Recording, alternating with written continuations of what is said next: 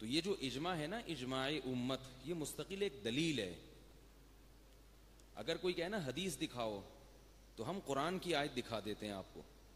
قرآن مجید میں اللہ تعالیٰ کا ارشاد ہے وَمَن يُشَاقِقِ الرَّسُولَ مِن بَعْدِ مَا تَبَيَّنَ لَهُ الْهُدَىٰ وَيَتَّبِعْ غَيْرَ سَبِيلِ الْمُؤْمِنِينَ نُوَلِّهِ مَا تَوَلَّىٰ. جو بھی مومنین کے راستے کو چھوڑ کر چلے گا، مومنین کے راستے کو چھوڑ کر چلے گا، نُوَلِّهِ مَا تَوَلَّىٰ، جدھر جا رہا ہے جانے دیں گے ہم اس کو، وَنُصْلِهِ جہنم، اور بالآخر جہنم میں پہنچا دیں گے. تو مومنین کے راستے سے ہٹنے کی آپ کو اجازت نہیں ہے. کسی بھی دور میں تمام کے تمام مومنین اگر کسی ایک مسئلے پر جمع ہو گئے، کسی بھی دور میں ایک سیکنڈ کے لیے بھی، تو وہ حجت قطعیہ بن جاتا ہے، بالکل پکی ڈھکی حجت.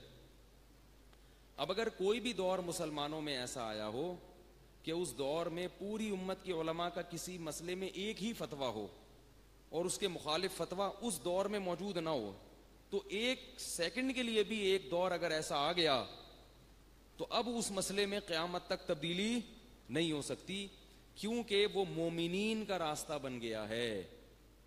اسی طرح نبی صلی اللہ علیہ وسلم نے فرمایا میری امت گمراہی پہ جمع نہیں ہو سکتی. تو اب اگر کوئی دور مسلمانوں پہ ایسا آ چکا ہے کہ اس میں امت کسی ایک مسئلے پر جمع ہو گئی ہو، کسی ایک مسئلے پر، تو اب اگر اس مسئلے میں کوئی بعد میں کہتا ہے کہ غلطی تھی، تو اس کا مطلب آپ امت کو گمراہ مان رہے ہیں، اور یہ امت کبھی بھی گمراہی پہ جمع نہیں ہو سکتی.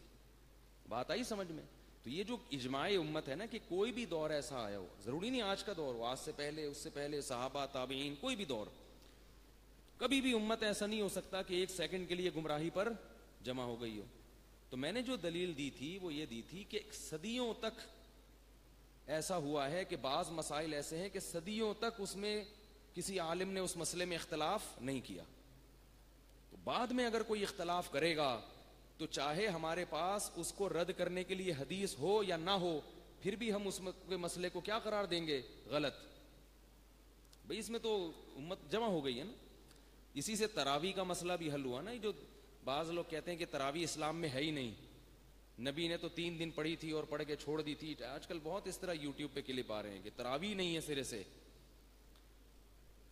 یہ تو ہے ہی نہیں، یہ تو بس تہجد کی جو نماز نبی پڑھتے تھے وہی ہے، اس کی بالکل نفل ہے، سنت بھی نہیں ہے، مؤکدہ تو بہت دور کی بات ہے، نوافل ہے، پڑھ لو پڑھ لو، نہیں پڑھو نہیں پڑھو، کوئی حیثیت نہیں ہے اس کی. تو یہ بھی غلط ہے، اس لیے کہ صدیوں تک امت کا یہ فتویٰ رہا ہے کہ تراویح مستقل نماز ہے. اب اگر کوئی بعد میں آ کے اس کو چینج کرے گا تو آپ اس فتوے کو چینج نہ کریں، اپنی لائف سے اس بندے کو نکال کے اپنی لائف کو چینج کر لیں آپ. یعنی اسلام کو چھیڑنے کی ضرورت نہیں ہے، جو چیزیں ہو گئیں وہ ہو گئیں. اب میں چھوٹا سا ایک تراویح کے وجود پر ایک دلیل دے دوں، چھوٹی سی بات نکل گئی ہے. اکثر جو دلیل دی جاتی ہے نا تراویح کے بارے میں نے کل کلپ سنا کسی متجدد صاحب کا، پروفیسر صاحب کا، اور اس طرح کے کلپ آج کل مارکیٹ میں بہت آ رہے ہیں. اب لوگ نا مشکوک ہو رہے ہیں، پتہ نہیں ہم جو کر رہے ہیں وہ اچھا بھی کر رہے ہیں کہ غلط کر رہے ہیں. یعنی ابھی تو ہونا یہ چاہیے کہ عبادت کی طرف لوگوں کو لاؤ، جو نہیں آ رہے ان کو ترغیب دو، جو آ رہا ہے وہ ایسے بیانات سن کے وہ کہے گا پتہ نہیں میں کیا کر رہا ہوں. تو یہ نئی نئی چیزیں لائی جا رہی ہیں اور لوگوں کو عبادت سے ہٹایا جا رہا ہے. تو یہ جو دلیل دی جاتی ہے کہ رسول اللہ صلی اللہ علیہ وسلم نے تو تراویح پڑھی نہیں ہے، یا وہ تو 3 دن پڑھی تھی اور چھوڑ دی، یہ تو حضرت عمر نے ایک نئی چیز شروع کی تھی، اور حضرت عمر نے اس کو بدعت کا نام بھی دیا تھا. نعمت البدعۃ ھذہ، کیا خوبصورت بدعت ہے، یعنی نئی چیز ہے. اس سے لوگ یہ استدلال کرتے ہیں کہ تراویح اصل میں سنت نہیں ہے، عام نوافل کی طرح ایک نفل ہے. حضرت عمر نے ایک چیز شروع کی ہے جو اپنے دور کے لیے تھی. تو یہ بات یاد رکھیں کہ تراویح 3 دن نبی صلی اللہ علیہ وسلم نے پڑھی ہے. کتنی رکعتیں پڑھی ہیں اس کا کسی صحیح حدیث میں ذکر نہیں ہے. آئی بات سمجھ میں؟ یہ جو حدیث میں آتا ہے نا کہ نبی صلی اللہ علیہ وسلم رمضان میں اور غیر رمضان میں 8 رکعتوں سے زیادہ نہیں پڑھتے تھے، اس کا تراویح کی نماز سے کوئی تعلق نہیں ہے. کیونکہ حضرت عائشہ یہ نبی کا عام معمول بتا رہی ہیں. بخاری کے جو حدیث ہے, نبی کا عام معمول یہ تھا کہ 8 رکعتیں پڑھا کرتے تھے, چاہے رمضان ہو یا غیر رمضان. تراویح تو آپ نے صرف 3 دن پڑھی ہے, اس کو اس حدیث میں چھیڑا ہی نہیں گیا ہے. بات آ رہی ہے سمجھ میں؟ اس کا تذکرہ ہی نہیں ہے.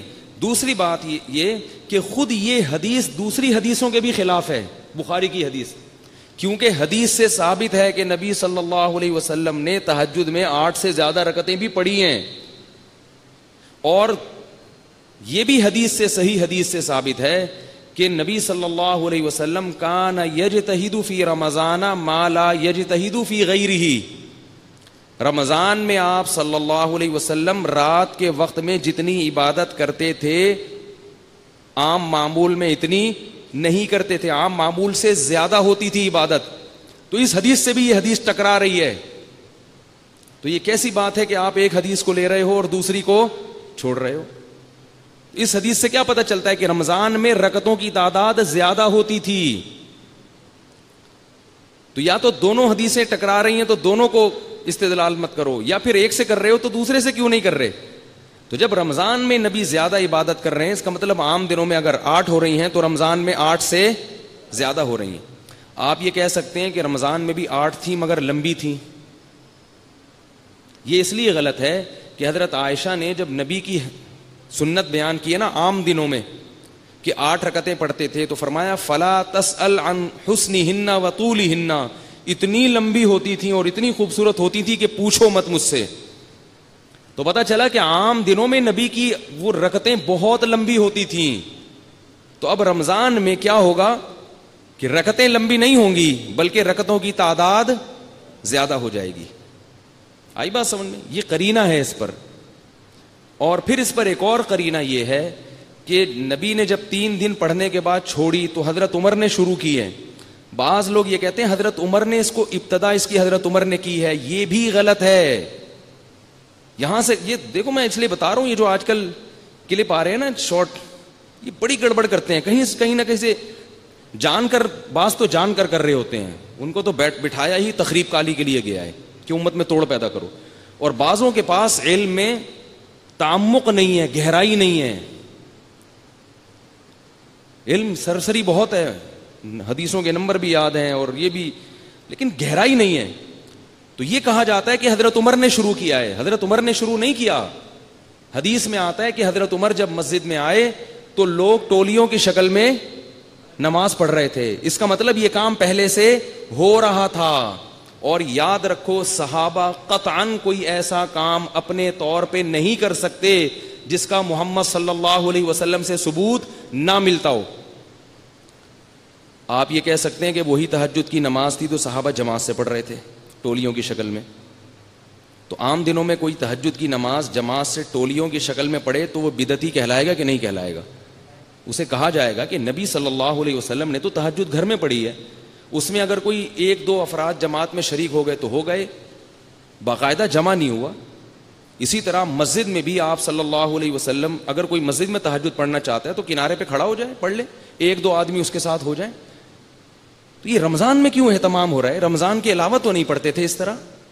رمضان میں مسجد میں جمع ہو کے کیوں پڑھ رہے ہیں؟ یہ اس کی علامت ہے کہ صحابہ پہلے سے اس عمل کو کیا سمجھتے تھے؟ سنت کے. بھئی نبی نے رمضان میں یہ عمل کیا ہے تو نبی نے چھوڑا, تو سوال پیدا ہوتا ہے کہ نبی نے جو عمل چھوڑ دیا وہ کرنا تو سنت نہیں ہے نا. بھائی کیا کریں یار, بھائی نبی نے 3 دن پڑھ کے چھوڑ دی تو وہ عمل تو سنت نہیں بنا نا. یہی فلاسفر جو آج کل پیدا ہوئے ہیں نا, وہ کہتے ہیں بھائی وہ چھوڑ دیا نا, وہ کہاں سے سنت رہا. تو بات یہ ہے کہ نبی نے چھوڑنے کی وجہ بیان کی تھی کہ تم پہ فرض نہ ہو جائے. صحابہ یہ سمجھتے تھے کہ اصل میں نبی اس کو مشروع کرنا چاہتے ہیں, لیکن اس خوف سے چھوڑی ہے کہ امت پہ فرض نہ ہو جائے. نبی کے دنیا سے جانے کے بعد فرضیت کا اندیشہ ختم ہو گیا, لہذا صحابہ نے اس کو زندہ کر لیا. اب صحابہ کی فہم یہ ہے کہ یہ باقاعدہ نئی سنت ہے, اور آج کے 15ویں صدی کے پروفیسروں کی فہم یہ ہے کہ باقاعدہ سنت نہیں ہے. تو کس کی فہم کو ترجیح دو گے بھائی؟ صحابہ کی. کیونکہ نبی سے جب پوچھا گیا نا کہ 73 فرقے ہوں گے, جنتی کون ہے, تو نبی نے یہ نہیں فرمایا کہ جو دلائل میں زیادہ مضبوط دلائل دے, جو قرآن و حدیث کی آیتوں سے بڑا ٹیکنیکل استدلال کرے, نہ فرمایا ما انا علیہ و اصحابی, جو میرے اور صحابہ کے طریقے کو فالو کرے گا, دیکھ لینا بس. زیادہ پنچایتوں میں جانے کی چندہ ضرورت نہیں ہے. بات کو لوگ گھمائیں گے بیٹھ کے, ادھر سے دلیل لے گا, کوئی ادھر سے دلیل لے گا, اٹھا کر سب کو کنارے پہ رکھ دینا. انہیں صحابہ نے کیا کیا بھائی؟ صحابہ نے تو رات کو پڑھی ہے یہ نماز باقاعدہ اہتمام کے ساتھ, ٹولیوں کی شکل میں پڑھی ہے. ٹولیوں کی شکل میں اس لیے پڑھتے تھے کہ جس کو جس قاری کی آواز اچھی لگتی تھی وہ اس کے پیچھے کھڑا ہو جاتا تھا. عام دنوں میں ایسا نہیں ہوتا تھا, اہتمام نہیں ہوتا تھا. انفرادی جزوی طور پر تو عام دنوں میں بھی ہو سکتا ہے, اہتمام نہیں ہوتا تھا. تو ہم بھی تو تراویح کے اہتمام کو سنت کہتے ہیں. حضرت عمر نے کیا کیا ہے؟ حضرت عمر نے کہا کہ یہ سارے متفرق طور پہ کھڑے ہوئے ہیں, کوئی ادھر کوئی ادھر, کیا ہی اچھا ہو کہ یہ ایک امام پہ جمع ہو جائیں. تو یہ وہ کام تھا جو اس سے پہلے نہیں ہوا تھا, ابو بکر کے دور میں نہیں ہوا تھا. اس لحاظ سے یہ نیا کام تھا. تو اس لحاظ سے حضرت عمر نے اس کو بدعت کہا, کیونکہ بدعت ایک اصطلاحی ہوتی ہے, ایک ٹرم ہے کہ دین میں کوئی ایسا کام کرنا جو سنت نہ ہو لیکن اس کو سنت سمجھ کے کرنا, یہ وہ بدعت ہے جو حرام ہے. اور ایک ہے کہ اس لغوی اعتبار سے بدعت, کہ ایسا کام جو اس سے پہلے نہیں تھا, گو کہ نبی کے دور میں تھا مگر اب جو میں کر رہا ہوں نا اس سے پہلے نہیں تھا. ابو بکر کے دور میں ایک امام پہ لوگ جمع نہیں تھے, اس لحاظ سے اس کو بدعت کہا ہے, ورنہ حقیقی معنوں میں یہ بدعت نہیں ہے, کیونکہ یہ شریعت کے مزاج کے زیادہ قریب ہے. اسلام اجتماعیت کو زیادہ پسند کرتا ہے. جب جماعت مشروع ہو گئی تو پھر ایک امام کے پیچھے ہونی چاہیے نا, دو چار جماعتیں نہیں ہونی چاہیے. کیونکہ نبی نے جب 3 دن تراویح کی نماز پڑھی ہے وہ ایک امام تھے اور باقی سارے کیا تھے؟ مقتدی تھے. تو اسی سنت کو زندہ کیا حضرت عمر نے. بات آ رہی ہے سمجھ میں کہ نہیں آ رہی؟ نہیں آئی میرا خیال ہے. تو اب یہ عمل کیا بن گیا؟ سنت. اور خود نبی صلی اللہ علیہ وسلم کا ارشاد ہے, علیکم بسنتی و سنت الخلفاء الراشدین المہدیین, میری اور خلفائے راشدین کی سنت کو لازم پکڑو. آ گئی بات سمجھ؟ اور پھر یاد رکھو, خلفائے راشدین میں سے کسی سے اگر کہیں بھی ذرہ برابر بھی غلطی ہوئی ہے نا تو صحابہ نے معاف نہیں کیا. اس سے کم درجے کے مسائل تھے جس میں صحابہ کھڑے ہو جاتے تھے. اجتماعی طور پر کسی بدعت کو قبول کر لیں یہ تو تصور ہی پیدا نہیں ہوتا. اس سے کم مثالیں ملتی ہیں. حضرت عمر نے ایک دفعہ خطبہ دیا کہ 400 درہم سے زیادہ عورت کا مہر نہیں ہوگا. بہت زیادہ مہر عورتیں لے رہی ہیں, اس سے نکاح مشکل بن رہا ہے. ایک عورت کھڑی ہوئی, اس نے حضرت عمر سے کہا کہ اللہ قرآن میں ارشاد فرماتے ہیں, ان آتیتم احداہن قنطارا فلا تأخذوا منہ شیئا. اللہ قرآن میں کہتے ہیں کہ بیوی کو ایک سونے کا پہاڑ بھی دے دیا ہو تو واپس لینے کی اجازت نہیں ہے. اب دیکھو یہ آیت حضرت عمر کے موقف کے خلاف نہیں تھی. اس میں تو یہ ہے نا کہ اگر بالفرض دے دیا ہو تو طلاق کے بعد واپس نہیں لے سکتے. اس میں یہ تو نہیں ہے کہ اتنا مہر دینا چاہیے کہ نہیں دینا چاہیے, اس پہ تو بحث نہیں ہے. لیکن اس کے باوجود جیسے ہی یہ آیت سامنے آئی حضرت عمر فوراً رک گئے اور فرمایا اخطأ رجل و اصابت امرأۃ, عورت نے صحیح کہا اور مرد نے غلطی کر لی. میں اپنا قانون کیا کرتا ہوں, فوراً واپس. ایک عورت نہیں چھوڑتی تھی. کیا عمر, اللہ نے تو کہا ہے کہ سونے کا پہاڑ ہو, اس کا مطلب دے سکتے ہو پہاڑ. تو جب اللہ اجازت دے رہا ہے تو آپ کیوں عورتوں کے حقوق پر پابندی لگا رہے ہیں؟ اور اس کی کئی مثالیں ہیں. حضرت عمر نے کہا, نبی صلی اللہ علیہ وسلم نے جو حج تمتع کیا تھا, ایک سفر میں حج بھی اور عمرہ بھی, حضرت عمر کا خیال یہ تھا کہ یہ نبی کی اس کے ساتھ خاص ہے, نبی کی خصوصیت ہے. عام آدمی کو اس کی اجازت نہیں ہے, جو باہر سے آئے گا وہ صرف حج کرے گا, عمرہ ساتھ میں نہیں کرے گا. اجتہاد تھا یہ ان کا. ان کے بیٹے نے ماننے سے منع کر دیا. کسی نے کہا کہ حضرت ابن عمر نے فتویٰ دیا کہ آپ حج عمرہ ساتھ کر سکتے ہیں. تو کسی نے کہا کہ آپ کے والد کا تو فتویٰ یہ ہے کہ نہیں کر سکتے. انہوں نے فرمایا امر ابی نتبع ام امر رسول اللہ, میں اپنے باپ کی مانوں یا رسول اللہ کی مانوں؟ کیسے عجیب انداز سے رد کر دیا اس کو. صحابہ رد کر رہے ہیں, بیٹے رد کر رہے ہیں. حضرت عمر نے حضرت حذیفہ کو کہا, حضرت حذیفہ نے یہودی عورت سے شادی کر لی. حضرت عمر نے خط لکھا کہ اس کو طلاق دے دو, یہودی عورت سے شادی کر رہے ہو. انہوں نے فرمایا نہیں دوں گا طلاق، کیونکہ اللہ نے اس کو میرے لیے کیا کیا ہے؟ حلال کیا ہے۔ قرآن میں کتابی عورت سے نکاح حلال ہے، کتابی عورت سے نکاح حلال ہے، تو میں کیوں طلاق دوں میں؟ یہ تو حلال ہے۔ حضرت عمر نے پھر وضاحت نامہ جاری کیا کہ میں حرام نہیں سمجھتا، مجھے ڈر ہے کہ یہ فاحشہ نہ ہو، یہ کیا ہوگی؟ فاحشہ، اور لوگ تمہیں دیکھ کے تمہاری اقتدا کریں گے کہ یار حذیفہ نے کی تو ہم بھی کریں، ہم بھی کریں، پھر عیسائی یہودی عورتوں سے شادیاں شروع ہو جائیں گی، مسلمانوں کا کلچر خراب نہ ہو جائے۔ اب یہ ایک اجتہاد تھا، تو مطلب یہ کہ میں قرآن کے حکم کو حرام نہیں کر رہا، اس کے باوجود حضرت حذیفہ نے طلاق نہیں دی۔ فرمایا جب تک یہ ثابت نہ کر دو کہ یہ حرام ہے میں طلاق نہیں دوں گا، حرام ہونا ثابت کرو۔ پھر کچھ وقت کے بعد خود ہی دے دی طلاق۔ لوگوں نے پوچھا اس وقت دے نہیں رہے تھے، انہوں نے فرمایا اگر اس وقت دیتا لوگ سمجھتے کہ ان کے حکم کی وجہ سے دے رہا ہوں، اب میں اپنی مرضی سے دے رہا ہوں۔ صحابہ اتنے اس معاملے میں حساس تھے کہ نہیں ماننی، تو اتنی لمبی نمازیں باقاعدہ اتنی بڑی جماعت کے ساتھ حضرت عمر نے شروع کر دی، اس کو حضرت ابو بکر، حضرت عثمان بھی مان رہے ہیں، حضرت علی بھی مان رہے ہیں، عبداللہ بن مسعود بھی مان رہے ہیں، اور عبداللہ بن عمر بھی مان رہے ہیں، انس بن مالک بھی مان رہے ہیں، حضرت ابو ہریرہ بھی مان رہے ہیں، معاذ بن جبل بھی مان رہے ہیں، جابر بن عبداللہ بھی مان رہے ہیں، ابو درداء رضی اللہ عنہ بھی مان رہے ہیں، اور یہ لوگ پوری دنیا میں پھیل چکے تھے، نہ صرف مان رہے ہیں بلکہ اپنی اپنی مسجدوں میں اس تراویح کو جاری بھی کر رہے ہیں۔ پھر اگر کوئی آج 15ویں صدی میں کوئی محقق، کوئی پروفیسر کہتا ہے کہ تراویح کا کوئی ثبوت نہیں ہے، تو آپ بولو کہ بھائی آپ کی بات ہم تسلیم کرنے کے لیے تیار نہیں ہیں۔ وہ کتنے ہی دلائل دے، بولے بھائی بہت اچھے دلائل، یہ دلائل ایک پیپر پہ لکھیں اور پرچہ کس کو کھلا دیں؟ یاد رکھو نا، یہ کس کو کھلا دیں؟ بکری کو کھلا دیں، آپ بکری کو کھلا دیں۔ سمجھ گئے؟ بعض لوگ یہ کہتے ہیں کہ حضرت عمر خود کیوں نہیں پڑھتے تھے تراویح؟ حضرت عمر جب مسجد میں آتے خود کیوں نہیں پڑھتے؟ تو بھائی جماعت کا احیاء سنت ہے، ہر ایک کے لیے خود تراویح پڑھنا سنت مؤکدہ نہیں ہے۔ حضرت عمر خود حافظ تھے، اور حضرت عمر کے ایک قول سے پتہ چلتا ہے کہ وہ رات کے آخری حصے میں پڑھتے تھے، تو رات کے آخری حصے میں اگر تراویح پڑھی جائے تو زیادہ افضل ہے، وہ تہجد میں مدغم ہو جائے گی۔ تہجد کا بھی، کیونکہ تہجد کا اصل وقت کیا ہے؟ رات کا آخری حصہ، تو اس میں کوئی بھی نفل پڑھی جائے تو وہ خود بخود کیا بن جاتی ہے؟ تہجد۔ یہ جو نوافل ہے نا، ان میں تداخل ہوتا ہے، تداخل، ایک ہی نفل میں کئی نیتیں خود بخود ہو جاتی ہیں۔ جیسے آپ جب مسجد میں آئے تو آپ نے ابھی ابھی وضو کیا، آپ 2 رکعتیں پڑھیں تو وہ تحیت المسجد بھی بن جائیں گے اور تحیت الوضو بھی بن جائیں گے، سمجھ رہے ہو نا؟ وہ صلاۃ الحاجت بھی بن جائیں گے۔ تو یہی تراویح کھینچ کے لے گئے تہجد تک۔ تو تہجد کیا ہے؟ رات کے آخری حصے میں نماز پڑھنا، تو پڑھ لی نا نماز۔ تو حضرت عمر جو کرتے تھے، اس لیے کہ وہ خود حافظ قرآن تھے، اور فقہاء نے مسئلہ بیان کیا ہے کہ جو حافظ ہو اس کے لیے افضل یہ ہے کہ وہ الگ تراویح میں اپنا قرآن مکمل ختم کرے۔ سنتے وہ لوگ ہیں جو خود پڑھ نہیں سکتے،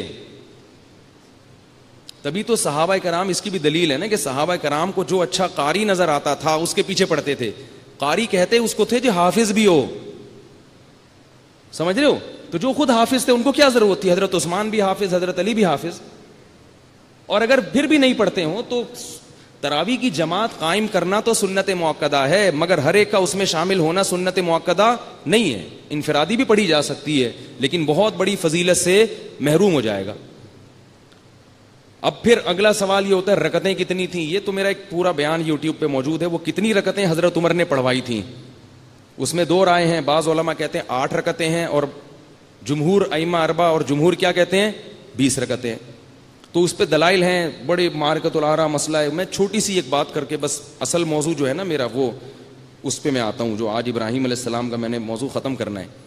وہ یہ ہے کہ موطا امام مالک کی ایک حدیث پیش کی جاتی ہے کہ حضرت عمر نے 8 رکعتیں پڑھائی تھیں، یزید ابن صائب کے حوالے سے۔ کتنی رکعتیں پڑھائی تھیں؟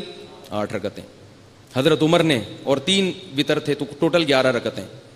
دوسری حدیث وہی بخاری کی پیش کی جاتی ہے کہ نبی رمضان اور غیر رمضان میں کتنی پڑھتے تھے؟ 8۔ اور تیسرا کچھ ہمارے علماء کے حوالے دیے جاتے ہیں، حنفی علماء کے، کہ ابن حمام نے بھی لکھا ہے کہ اصل 8 رکعتیں ہیں، 2-4 اور اس طرح کے علماء ہیں۔ تو یہ تینوں کا میں ہلکی سی بات کروں گا، اس پہ زیادہ نہیں۔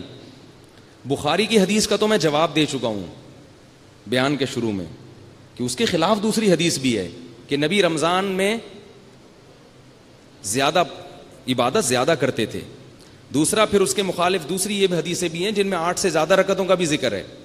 تیسرا اس سے یہ رمضان کی تراویح مراد نہیں ہے, کیونکہ اس میں حضرت عائشہ عام معمول ذکر کر رہی ہیں, جبکہ تراویح صرف اور صرف 3 دن پڑھی ہے. وہ اس عام معمول کا ذکر نہیں, وہ کتنی رکعتیں پڑھی اس کا کچھ پتہ نہیں, اس سے وہ حدیث خاموش ہے. اب یہ بات یہ ہے کہ رسول حضرت عمر رضی اللہ تعالی عنہ نے کتنی پڑھائی تھیں, اس میں کتنی رائے ہیں؟ 2. موطا امام مالک کی ایک روایت ہے کہ 8 اور 3 11 پڑھائی تھیں, لیکن وہ روایت سند کے لحاظ سے صحیح نہیں ہے. اس پر پوری تحقیق میرا ایک بیان ہے, 20 رکعت تراویح کا مسئلہ یوٹیوب پہ موجود ہے, وہ آپ پوری تحقیق وہاں دیکھ سکتے ہیں. وہ روایت سند کے لحاظ سے ضعیف نہیں ہے, مشاہدے کے بھی خلاف ہے, وہ تواتر عملی کے بھی خلاف ہے. دوسری ایک روایت ہے جو مرسل ہے, اس میں ہے 20 رکعتیں پڑھائی تھیں. کتنی؟ لیکن وہ روایت ہے مرسل. مرسل کہتے ہیں وہ روایت جس میں تابعی صحابی کے واسطے کو حذف کر کے ڈائریکٹ نسبت کر دے اوپر کی طرف, یعنی اس کو بیان کرنے والے جو راوی ہیں انہوں نے حضرت عمر کا دور نہیں دیکھا, لیکن وہ بیان یہ دیتے ہیں کہ حضرت عمر نے کتنی رکعتیں شروع کروائی تھیں؟ 20. اب لوگ اس پر اعتراض کرتے ہیں کہ یہ حدیث ایسی ہے کہ مرسل ہے, یعنی اوپر سے ایک راوی گرا ہوا ہے اس میں, لہذا یہ قابل قبول نہیں ہے. تو یہ بات 2 وجہ سے غلط ہے. ایک تو اس لیے کہ مرسل حدیث علی الاطلاق اس کو رد کرنا یہ درست نہیں ہے, کیونکہ تراویح کا مسئلہ اتنا مشہور تھا کہ بعض دفعہ راوی اس مشاہدے کی بنیاد پر جو پوری دنیا میں چل رہا ہے اور خبر اتنی مشہور ہو چکی ہے, کیونکہ مصنف ابن ابی شیبہ میں, مصنف عبدالرزاق میں درجنوں روایتیں ہیں جن میں 20 رکعت تراویح کا ذکر ہے جو اس زمانے میں رائج تھیں. تو راوی بعض دفعہ اس اعتماد پر اوفل راوی کا نام حذف کر دیتا ہے کہ مجھے اس کے تذکرے کی ضرورت نہیں ہے, یہ بات مشہور اور معروف ہے. یہی وجہ ہے کہ اس حدیث کی بنیاد پر علامہ ابن تیمیہ رحمۃ اللہ علیہ نے بھی یہ کہا ہے کہ حضرت عمر نے 20 رکعتیں شروع کروائی تھی. حالانکہ ابن تیمیہ تو حدیث کے بہت بڑے امام تھے, انہوں نے بھی اس روایت کو رد نہیں کیا,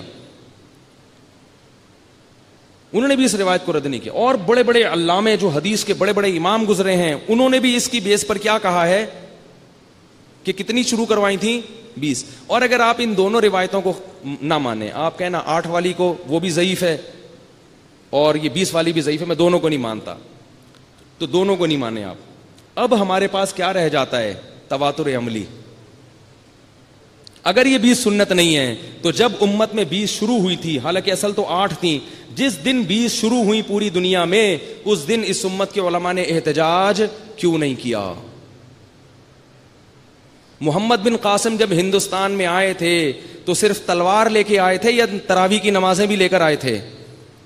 مصر میں جب اسلام گیا تھا تو صرف تلوار گئی تھی یا تراویح کی نمازیں بھی گئی تھیں؟ سعودیہ میں جب اسلام آیا تھا تو صرف تلوار تھی یا اس کے ساتھ تراویح کی نمازیں بھی تھیں؟ سعودیہ سے مراد مکہ مدینہ کے علاوہ جب پھیلا اسلام.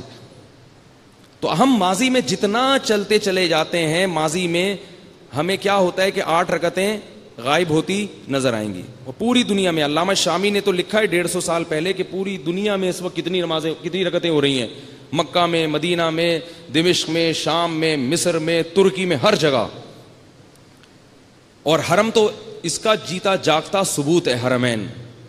سعودی عرب کے ایک عالم ہیں مدینہ یونیورسٹی کے, شیخ عطیہ سالم, مدینہ یونیورسٹی کے پرنسپل تھے وہ. انہوں نے ایک کتاب لکھی ہے التراویح اکثر من 1000 عام, 1000 سال سے زیادہ تراویح. انہوں نے لکھا ہے کہ حضرت عمر کے دور سے لے کر اب تک مسجد حرام اور مسجد نبوی میں 20 رکعتوں سے کم 1 رکعت بھی نہیں ہوئی. یہ جو آج شیخ حذیفی اور دوسرے امام مسجد نبوی میں 20 پڑھ رہے ہیں, اس کے اگر ماضی میں آپ چلتے چلے جائیں تو پوری 1400 سال کے عرصے میں ایک رمضان بھی ایسا نہیں ہے جہاں کہیں 8 ہوئی ہوں. کیونکہ اگر حضرت عمر نے 8 پڑھی ہوتی تو 8 رکعتوں سے اگر اس کے بعد کسی نے 2 یا 4 بھی بڑھائی ہوتی مسجد نبوی میں تو فوراً اس پہ آبجیکشن ہو جاتا, اور اتنا مضبوطی سے امت اس کو نہیں تھامتی. تو اس تواتر عملی کی بنیاد پر چاروں اماموں کا فتویٰ ہے کہ تراویح کم سے کم کتنی رکعتیں ہیں؟ 20 رکعتیں. اور یہ چاروں امام مختلف علاقوں میں رہنے والے تھے. اگر یہ ایک ہی جگہ ہوتے نا تو ہم کہتے انہوں نے آپس میں بیٹھ کے تراویح پر ڈسکس کیا ہوگا اور ان سے رائے میں غلطی ہو گئی اور ان سب نے اپنی اپنی تحقیق نہیں کی ہوگی, کسی کی تحقیق سے متاثر ہو کر چاروں نے اتفاق سے بھی اس کا فتویٰ دے دیا ہوگا. امام مالک تھے مدینہ میں, امام احمد بن حنبل کا علم زیادہ تر جو حاصل کیا بصرہ سے, امام ابو حنیفہ کوفہ اور امام شافعی مکہ. تو مکہ بھی, مدینہ بھی, بصرہ بھی, کوفہ بھی, وہ چاروں کس کا فتویٰ دے رہے ہیں کہ سنت کتنی ہے 20. تو پھر بھائی یہ تو بہت ہی واضح بات ہے. تو پھر آپ یہ کہیں کہ وہ ایک روایت میں اس کا تذکرہ, وہ ایک روایت میں, تو یہ امت کا جو ایک سلسلہ چلا آ رہا ہے نا اس سے کیا ہو جائیں گے آپ, ہٹ جائیں گے. تو اس لیے پھر بھی میں بار بار کہتا ہوں کہ دیکھو دوسرے مخالف کی بات کو سننے کا بھی تحمل رکھو. اگر کوئی 8 رکعتوں پہ دلائل دے رہا ہے تو ہم بھی سن لیتے ہیں, غصہ نہیں کرتے, کوئی کمنٹس نہیں کرتے. علماء جہاں بھی ہو قابل احترام ہے, چاہے وہ 8 والے ہوں چاہے وہ 20 والے. جو لوگ 8 رکعتیں پڑھتے ہیں میں ان کی نیتوں پہ کبھی شبہ نہیں کرتا. میں یہ کہتا ہوں بھائی ان کی سمجھ میں یہی عمل آ رہا ہے, یہ اس کو سنت سمجھ رہے ہیں, تو اگر واقعی ایسا ہے تو انشاءاللہ اس پہ بھی ان کو ثواب ملے گا. نبی صلی اللہ علیہ وسلم نے فرمایا اذا اجتہد المجتہد فإن اصاب فلہ اجران وإن اخطأ فلہ اجر واحد, کہ اگر کوئی اجتہاد کرے مجتہد جو اہل ہو, عوام کو نہیں, جو علماء ہیں اجتہاد کے قابل ہیں, صلاحیت ہے ان میں, وہ جب کسی مسئلے پہ غور و فکر کر کے رائے قائم کرتے ہیں, اگر وہ درست نتیجے تک پہنچتے ہیں تو 2 اجر ملتے ہیں, اگر غلط نتیجے تک پہنچتے ہیں تو بھی ان کو 1 اجر ملتا ہے, کیونکہ ان کے بس میں یہی تھا. تو بعض لوگ ایسے ہیں جو جن کو اتنا ہی سمجھ میں آ رہا ہے کہ نہیں بھی 8 ہی ہیں, تو اب اگر واقعی وہ ان کے دل میں یہ سمجھ میں آ رہا ہے اور ان کو ہمارے دلائل سمجھ میں نہیں آ رہے, تو بھائی پھر ہم یہ دعویٰ نہیں کرتے کہ اللہ ان کو اس بیس پہ جہنم میں اٹھا کے پھینک دیں گے یا وہ دائرہ اسلام سے خارج ہیں, ایسا نہیں ہے. کوئی بات نہیں, سن لیں, ٹھیک ہے نا, گالیاں نہ دیں کمنٹس میں, ٹھیک ہے, جاہل, مفتی, مقلد, اندھا, فلانا, پتہ نہیں کیا کیا, ایسے یہ طرز عمل صحت کے لیے نقصان دہ. تو دلائل کا جواب ہوتا ہے تو ٹھیک ہے, نہیں ہوتا تو بھائی جیسے پڑھ رہے ہو پڑھتے رہو. اب سعودی عرب سے لوگوں کے میرے پاس کالز آتی ہیں کہ ریاض میں 8 رکعتیں ہو رہی ہیں تو ہم کیا کریں. میں یہ نہیں کہتا یہ جاہل گمراہ امام ہٹ جاؤ یہاں سے, میں کہتا ہوں اس 8 ان کے پیچھے پڑھ لو, باقی 12 گھر جا کے پڑھ لو. تو ان کے پیچھے پڑھ لو تاکہ کچھ تو ہو نا, some thing is better than nothing, کچھ نماز تو جماعت سے ہو. تو اگر ہم ان کو گمراہ کہہ رہے ہوتے یا یوں کہہ رہے ہوتے کہ یہ حدیث کے منکر ہیں یا یہ سمجھتے نہیں ہیں بات کو اور نکل پڑتے ہیں رات کو, یہ اس طرح کے لوگ ہیں, تو ہم یہ کہتے کہ بھائی پڑھو ہی نہیں. قادیانی کے پیچھے پڑھنے کی اجازت دیتے ہیں ہم, رافضیوں کے پیچھے پڑھنے کی اجازت دیتے ہیں, نہیں دیتے. اسی طرح ہم اس طرح کے لوگوں کے پیچھے بھی نہیں پڑھنے دیتے, صحابہ کو حجت ہی نہیں مانتے. تو لیکن اگر یہ تو نا اختلاف رائے کا کیا کریں, تحمل کریں. تو اس لیے ہمیں اس پر پورا اطمینان ہے کہ جو خلفائے راشدین کی سنت تھی جس کو پوری دنیا میں رائج کیا اسی دور میں, وہ کتنی رکعتیں تھیں, 20 رکعتیں تھیں, اور نبی نے بار بار صحابہ کو فالو کرنے کا ہمیں حکم دیا ہے. سمجھ رہے ہو. ہاں تراویح سنت موقدہ ہے. اب یہ بھی کہیں میں نے پڑھا کہ لوگ کہہ رہے ہیں سنت موقدہ وقت کچھ نہیں ہوتا, تو یہ تو پوری بنیادوں کو ہلا رہے ہیں بھائی. سنت کی 2 قسمیں, ایک وہ جس کی تاکید زیادہ ہے, تو جس کی تاکید زیادہ ہے وہ موقدہ کہلائے گی نا, اور کیا کہلائے گی. کہنے حدیث میں دکھاؤ سنت کی 2 قسمیں, موقدہ اور غیر موقدہ. بھائی ہم حدیث میں یہ تو دکھا سکتے ہیں کہ اس کی تاکید زیادہ ہے, اس کی تاکید کم ہے. تو جس کی تاکید زیادہ ہو ہم نے اس کو موقدہ کا نام دے دیا.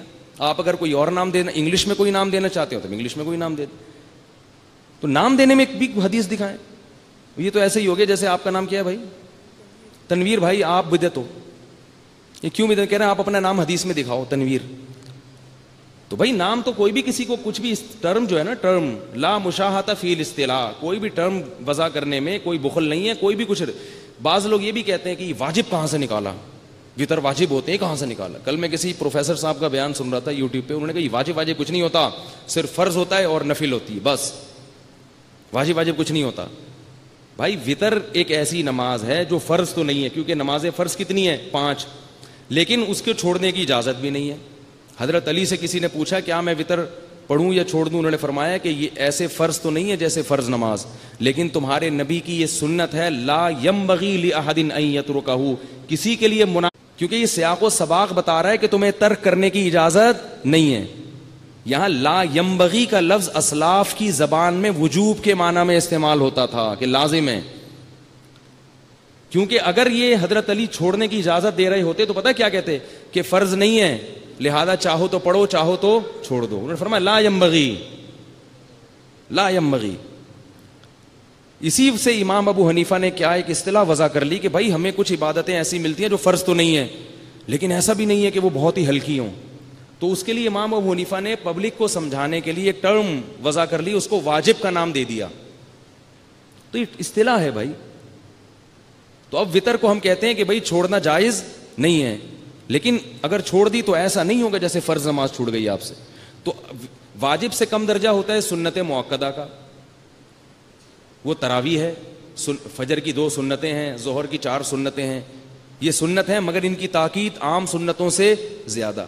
اس کو فقہا کہتے ہیں کہ ہماری ٹرم میں, ہماری اصطلاح میں سنت مؤکدہ اس سنت کو کہا جائے گا جس کو محض سستی اور کاہلی اور اس بیس پہ چھوڑنا کہ سنت ہی تو ہے, تو ایسا آدمی قابل ملامت ہے.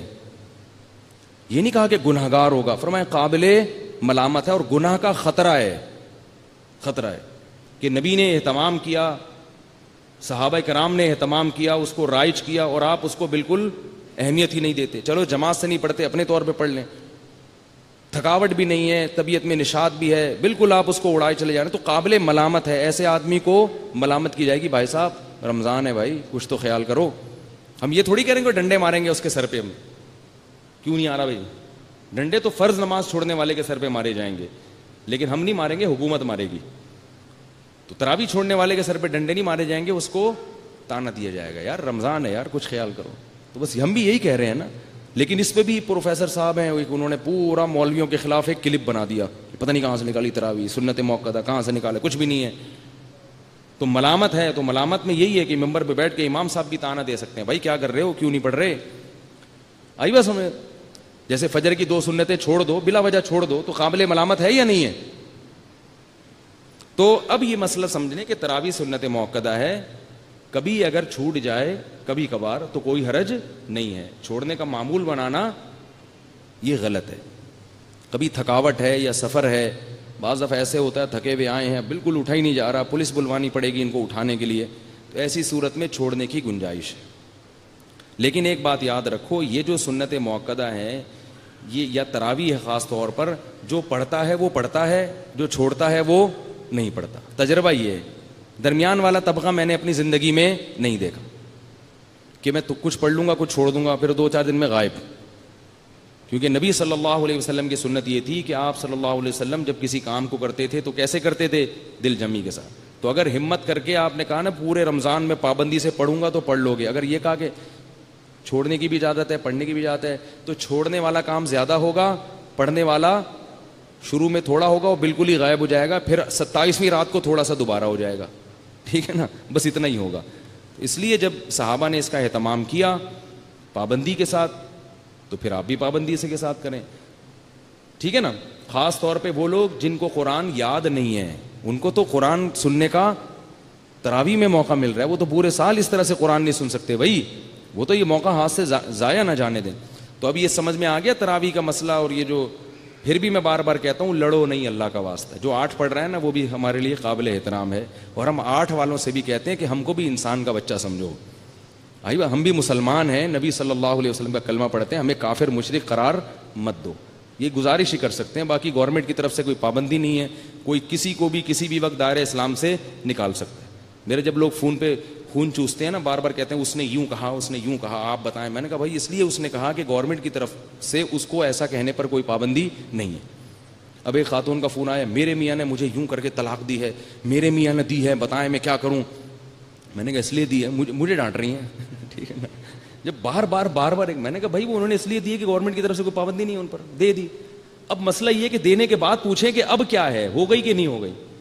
اس کا غصہ میرے اوپر کیوں نکالا جا رہا ہے بھائی. تو لوگ عجیب ہم سے جو ہے نا, وہ ایک بہت موٹے آدمی کا انتقال ہو گیا. اب اس کے بچے جنازے کی چارپائی لے کے جا رہے ہیں, تو وہ بھاری تھا تو کوئی کندھا ہی نہیں دے رہا. اب وہ لوگوں سے کہہ رہا ہے بھائی اس کو کندھا تو دو. تو جس کو بھی کہتا ہے نا کندھا دو, وہ کہتا ہے میں نے تھوڑی مارا ہے اس کو بھائی, جو میں اس کو کندھا دوں. تو آپس میں محبت سے رہیں, چلتا ہے یہ 8-20 یہ چلتے رہیں گے اختلافات. یہ ختم پتہ ہے کب ہوں گے, حضرت عیسیٰ علیہ السلام جب آئیں گے تو یہ سارے اختلافات کیا ہو جائیں گے؟ یا تو ہم 8 پہ آ جائیں گے ٹھیک ہے، یا وہ کس پہ آ جائیں گے؟ 20 پہ آ جائیں گے، تو یہ ختم ہو جائیں گے.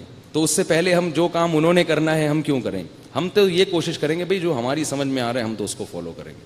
اللہ تعالیٰ سمجھنے کی عمل کی توفیق عطا فرمائے.